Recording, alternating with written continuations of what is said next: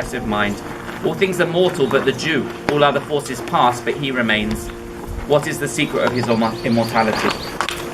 I'm going to suggest, without being a little bit dramatic, I gave it a slightly different title in terms of the continuity of the oral tradition, but in some ways what we're looking at is the continuity of Judaism. In some ways, without being too dramatic, we might not be here today doing what we're about to do over the last couple of days if the people and the events which took place in this cave and the other places we're going to explore didn't find some way of continuing Jewish history. And so what we're going to do is we're going to go inside, we're going to place ourselves somehow inside Jewish history, trying to work out what was going on. And sometimes some might suggest that the secret for why we're here today as a Jewish people, because of the endeavor that took place that we're going to learn about through our teachers and with our teachers over the next couple of days.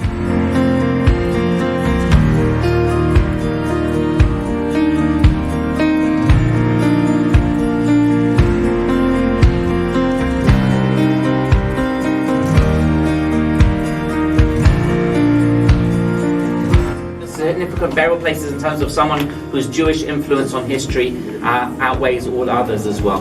And I'll just say as the last thing as well, what's nice is people say, yeah, but Jamie, there's two rock cut areas. So who do we think the other one is? And actually, it's proof that it might be Rebbe's tomb. Who's the other one possibly?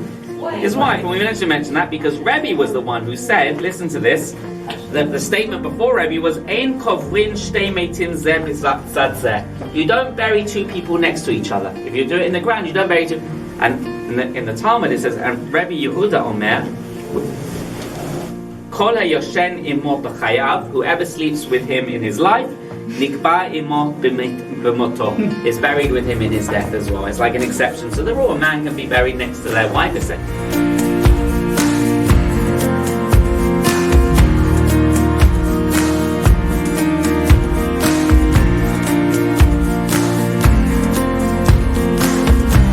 term Beit Knesset as opposed to Beit Midrash is a meaningful sentence there. I don't think he's thinking that as an either or. I think he is strongly advocating the role of tefillah and communal tefillah in particular.